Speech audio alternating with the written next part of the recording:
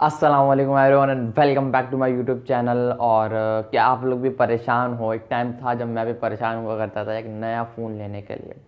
और जिस तरीके से करंट सिचुएशन बन चुकी है ना, उसमें तो हर कोई तकरीबन परेशान है। कोई नया फ़ोन लेने जाता है तो दुकानदार 100 फ़ोन उसके आगे रख देता है, उसको कुछ समझ नहीं आता कि कौन सा फ़ोन लेना है। देखो, आज जिस फ़ोन का मैं रिव्यू करने वाला हूँ वो मोटरोला की तरफ से आता है। थंबनेल टाइटल पर आपने नाम तो देख लिया होगा, मोटरोला एज 30। ये स्मार्टफोन आपको अच्छी बात ये है कि पीटीए पैच अप्रूव्ड। ये बुरी बात है, पैच अप्रूव्ड। अच्छी बात ये है कि कम प्राइस में देखने को मिल जाता है, 50 से 55 हज़ार की प्राइस रेंज के आसपास। और इसकी परफॉर्मेंस ऐसी तगड़ी है कि मैं क्या ही बताऊं। आज मैं समझता हूं अगर ऐसा कोई नया बॉक्स पैक फ़ोन लॉन्च होता है आज के टाइम पर जो इसको कम्पीट करे, इसको बीट करे, वो तकरीबन उसकी प्राइस 1 लाख के आसपास होगी। तो वो आपको 1 लाख वाले स्पेसिफिकेशन, 1 लाख वाली परफॉर्मेंस आपको एक 50 से 55 हज़ार के फ़ोन में मिल रही है तो यार और आपको क्या चाहिए। और ये मोटरोला का फ़ोन है भाई, हल्के में लेना मोटरोला को। काफ़ी तगड़े फ़ोन हुआ करते थे स्मार्टफोन ये मोटरोला के, और आज भी भाई काफ़ी ज़िंदा हैं, तगड़े ज़िंदा हैं। सिर्फ ज़िंदा नहीं है, पूरी जानवान है इनके अंदर, बूढ़े नहीं हुए हैं अभी भी, जवानी की तरफ बढ़ रहे हैं। खैर बुढ़ापे की तरफ बढ़ रहे हैं बोल सकता हूँ। खैर यार मजाक की बातें तो होती रहेंगी यार। मोटरोला एज 30 ये पैच अप्रूव्ड आता है। अच्छी बात ये है कि रीसेट कर लो, कुछ भी कर लो, उसका पैच उड़ता नहीं है। गूगल पिक्सल की डिवाइसेज होती है ना, उनको रीसेट करो एक बार, ले गायब पैच।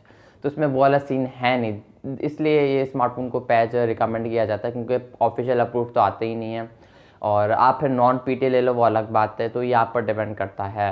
बाकी मैं पैच रिकमेंड तो नहीं करता हूँ। हॉटस्पॉट से लेकर आप इंटरनेट चला सकते हो, सिम के भी बहुत जुगाड़ आए हुए हैं। नहीं पता तो बताना, मैं बता दूंगा फिर किसी वीडियो में। खैर शुरू करते हैं आज का इस रिव्यू को। कि आपको आपके अगर आप कौन से टाइप के एक यूज़र हो, किस टाइप का यूज़र हो, तो आप इस स्मार्टफोन को परचेज़ कर सकते हो, यूज़ कर सकते हो। ये मैं आप लोगों को आज की इस वीडियो में सब कुछ बताऊंगा। जैसे कि अगर आप गेमर हो, अच्छे कैमराज के लिए इस स्मार्टफोन को परचेज़ करना है, या फिर किसी भी टाइप के अगर आप यूज़र हो तो उस फ़ोन को आपको लेना चाहिए या नहीं लेना चाहिए, ये सब मैं आपको आज के इस वीडियो में बताऊंगा। और कोई भी एक यूज़र मिस नहीं होगा, 2 से 3 टाइप के ही यूज़र होते हैं। तो वीडियो को लाइक कर देना, शेयर कर देना, और चैनल पर पहली बार तो सब्सक्राइब लाजमी कर लेना। हम बढ़ते हैं स्मार्टफोन के रिव्यू की तरफ काफ़ी टाइम ज़ाया करने के बाद। तो सबसे पहले ओवरऑल इस स्मार्टफोन की अगर मैं डिज़ाइन बिल्ड क्वालिटी को लेकर डिस्कस करूँ तो डिज़ाइन नो डाउट यार काफ़ी फ्लैट फ्रेम देखने को मिलता है। मैं ये कह सकता हूँ कि यहाँ पर एक बॉक्सी डिज़ाइन देखने को मिलता है। खैर बॉक्सी पूरा तो नहीं है, लेकिन फ्लैट डिज़ाइन काफ़ी अच्छा देखने में लगता है। वर्टिकल लाइन में जो 3 कैमरा बम्प हैं, काफ़ी सिंपल। मोटोरोला की कोशिश ये कि मैं शुरू से ही डिज़ाइन को एक सिंपल लुक दूं, एक काफ़ी प्रीमियम, काफ़ी नेक्स्ट लेवल फील करवाता है, मक्खन मलाई वाली।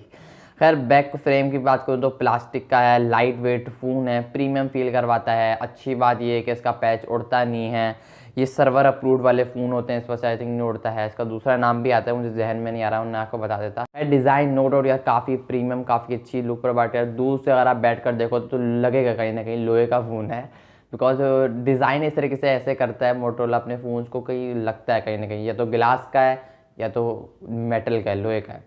खैर प्लास्टिक का फ्रेम है, बेहतरीन डिज़ाइन है। गोरिल्ला ग्लास की रेयर पर, फ्रंट पर भी प्रोटेक्शन आगे चल के डिस्कस करते हैं। देखो आज के लिहाज से अगर एक स्मार्टफोन को अगर देखा जाए ना तो थके हुए फ़ोन आ रहे हैं। डिज़ाइन में बस चौड़े होते हैं, बाकी अंदर से पूरे के पूरे थके हुए होते हैं यार। मतलब क्या मिल रहा है, कचरे फ़ोन मिल रहे हैं, सही बताओ तो। मजाक की बात अलग है यार, फ़ोन मतलब अभी रिसेंटली सस्ते हुए लेकिन इतने भी सस्ते नहीं हुए हैं। जिस तरीके से उनकी स्पेसिफिकेशन है, जिस तरीके से उनकी परफॉर्मेंस है, जिस तरीके से वो अपनी परफॉर्मेंस निकाल कर दे रहे हैं, उस हिसाब से उनकी प्राइस काफ़ी ज़्यादा है आज भी, अभी भी। तो ऐसे में किट फ़ोन्स ही ज़िंदा हैं। लोग, अगर मैं ऑडियंस की बात करूँ तो 100 में से तकरीबन 40 to 50% ऑडियंस ऐसी जो कि kit phones, used phone use करती है, वो नए बॉक्स पे फ़ोन नहीं लेते। तो मैं आपको रिकमेंड करूँगा अगर आप एक नया फ़ोन लेना चाह रहे हो तो नया नहीं लो, एक यूज्ड में अगर आप OLX से बाय करना चाह रहे हो तो देख के लेना काफ़ी है। फिर मैं रिकमेंड करूँगा आप डायरेक्ट ऑफलाइन मार्केट में कराची की सदर मार्केट विजिट कर सकते हो, लाहौर की मार्केट विजिट कर सकते हो। ये वो मार्केट है जहाँ आपको भरपूर स्टॉक देखने को मिलेगा। मोटरोला का, सोनी का, LG का, जो भी किट फ़ोन है कराची के सदर मार्केट स्पेशली आप विजिट कर सकते हो, भरपूर स्टॉक देखने को मिलेगा। देखो इस स्मार्टफोन का डिस्प्ले ने मुझे काफ़ी इंप्रेस करा है, बिकॉज इस डिस्प्ले के अंदर काफ़ी ज़्यादा वो चीज़ें हैं जो कि आज अगर मैं बॉक्स पे फ़ोन की बात करूँ तो लाख से ऊपर के फ़ोन में मिलती हैं। सच बता रहा हूँ, मजाक नहीं कर रहा। एमोलेड पैनल है, ऊपर से एक 144 हर्ट्ज का रिफ्रेश रेट भी है, 6.5 इंचेस का डिस्प्ले है, फुल HD+ की रेजोल्यूशन भी है, HDR10+ का सपोर्ट भी है, इस बात का याद रखना। और 1 बिलियन+ कलर्स भी लेकर आता है। फ्रंट पे गोरिल्ला ग्लास 3 की प्रोटेक्शन है और अंडर डिस्प्ले फिंगरप्रिंट स्कैनर भी है, जो कि मुझे काफ़ी अच्छी बात लगी। आज का नए बॉक्स पे फ़ोन में ही अंडर डिस्प्ले फिंगरप्रिंट स्कैनर आ रहे हैं। देखो अगर मैं ओवरऑल स्मार्टफोन के डिस्प्ले की बात करूँ तो 1 बिलियन कलर्स लेकर आता है। बेहतरीन स्क्रीन कंटेंट वॉच करने के लिए कलर्स की शार्पनेस की आपको कोई कमी कोई फील नहीं होने वाली मेरे लिहाज से, जहाँ तक मुझे लगता है। बाकी 144 हर्ट्ज़ का रिफ्रेश रेट भी है। अच्छी बात है कि आप सेटिंग्स में जाकर इसको कम ज़्यादा भी कर सकते हो, जिसका इम्पैक्ट बैटरी पर लाजमी पड़ेगा। 144 पर रख के अगर आप स्मार्टफोन को यूज़ करो तो बैटरी बैकअप थोड़ा कम मिलेगा आपको कंपेयर टू अगर आप 60 हर्ट्ज़ पर रख के करते हो 120 पर।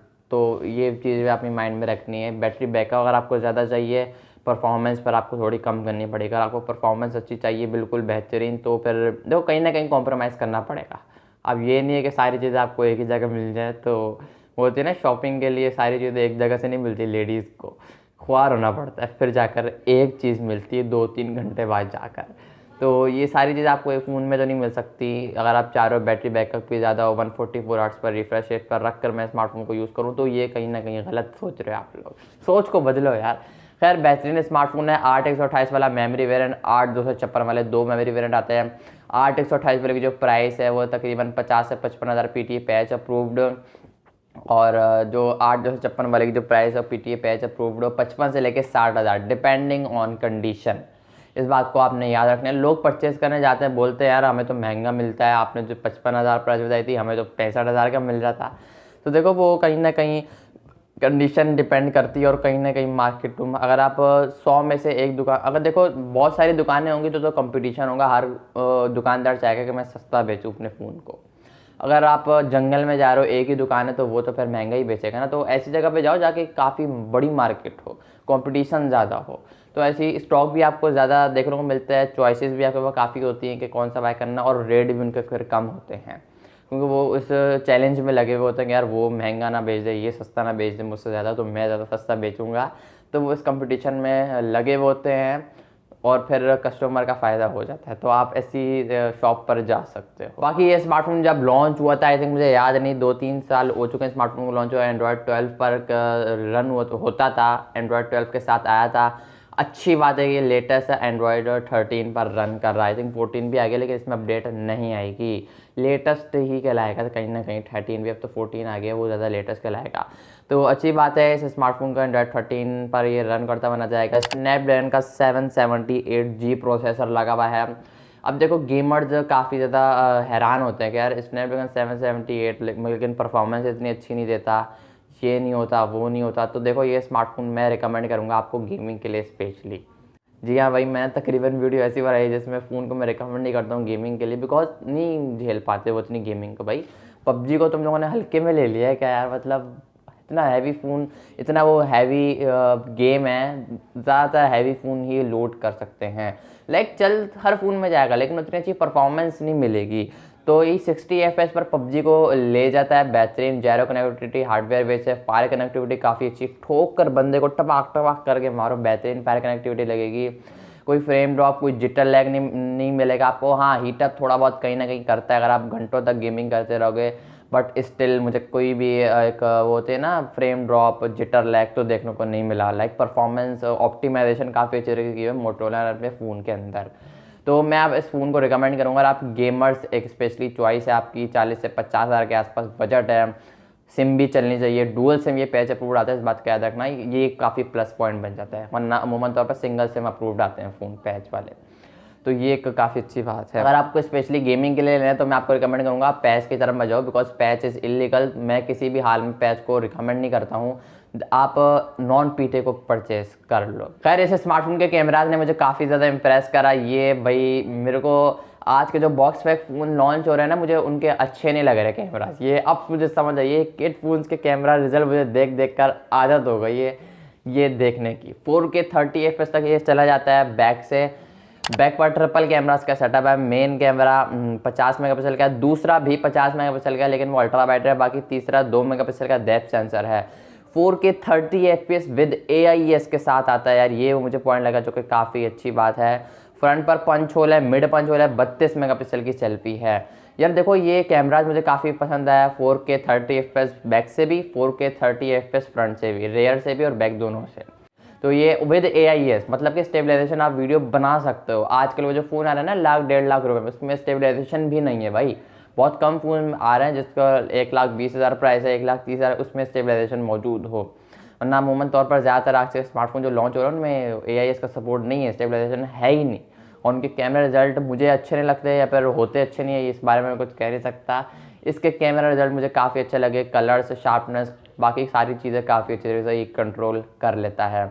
काफ़ी अच्छा कैमराज है, मैं आपको कैमराज के लिए भी रिकमेंड करूँगा, गेमिंग के लिए भी रिकमेंड करूँगा। डिस्प्ले वाइज बेहतरीन फ़ोन है। एक बात याद रखना, मैं ये कह सकता हूँ कि इसको आप ऑल राउंड डिवाइस कंसिडर कर सकते हो। और एक बात मुझे बोल रही थी, अगर आप कोई से भी यूज़र हो, नॉर्मल, हैवी, गेमर, कैमराज के लिए एक अच्छा फ़ोन बाय करना है, हर सूरत हाल में मैं इस फ़ोन को आपको रिकमेंड करने के लिए तैयार हूँ। देखो हर किसी की अपनी अपनी चॉइस होती है, मुझे ये फ़ोन काफ़ी अच्छा लगा, मैं काफ़ी टाइम से वीडियो बना रहा हूँ, लेकिन बट ये फ़ोन जो है ना मोटोरोला एज 30 इससे एक अलग ही लगाव हो गया यार। डिज़ाइन भी बेहतरीन, उसके बाद डिस्प्ले ने मुझे काफ़ी इंप्रेस करा, उसके बाद परफॉर्मेंस देखी मैंने, स्नैपड्रैगन 778G प्रोसेसर लगा हुआ है।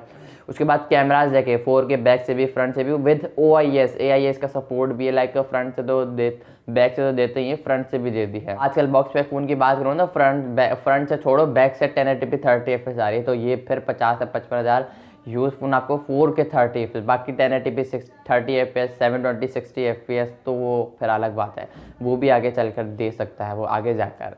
बाकी काफ़ी ऑप्शन है इसमें, मुख्तलिफ FPS पर आप वीडियो को शूट कर सकते हो। देखो मैं रिकमेंड करूँगा आपको, कोई से भी अगर आप यूज़र हो तो बिल्कुल कोई मसला नहीं है। हाँ पैच अप्रूव, सिर्फ एक बात, अगर ये ऑफिशियल अप्रूव होता तो यार क्या ही बात होती, मैं इसको खरीद के ले आता। बाकी इस स्मार्टफोन के अंदर 4020 mAh की बैटरी है, 33 वॉट की इस स्मार्टफोन के अंदर चार्जिंग देखने को मिलती है। अब देखो अगर मैं डे टू डे टास्क के लिए बात करूँ तो 1 से 1.5 दिन ये आराम से निकाल लेगा। अगर आप ज़्यादा गेमिंग करते हो तो 2 दिन में आप 2 दिन बोल रहा हूँ, 2 बार चार्ज करना पड़ सकता है आपको इस फ़ोन को।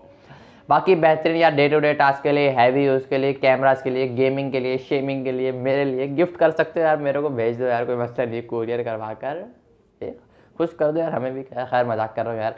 बाकी आई होप कि आपको आज की वीडियो पसंद आई होगी। बेहतरीन फ़ोन लगा यार मुझे, कसम से यार ये चेहरा आपको बता रहा होगा, मुझे बेहतरीन फ़ोन लगा है मोटोरोला एज 30, बेस्ट फ़ोन है, स्नैपड्रैगन 778 यार, बेहतरीन फ़ोन है यार मोटोरोला, बेहतरीन यार। आज आपके स्मार्टफोन इसी वजह से जिंदा हैं। मैं अदर कंपनीज़ की बुराई नहीं कर रहा हूँ, मोटोरोला को बेहतरीन कह के, वो भी अपनी अपनी जगह काफ़ी बेहतरीन काम कर रही हैं।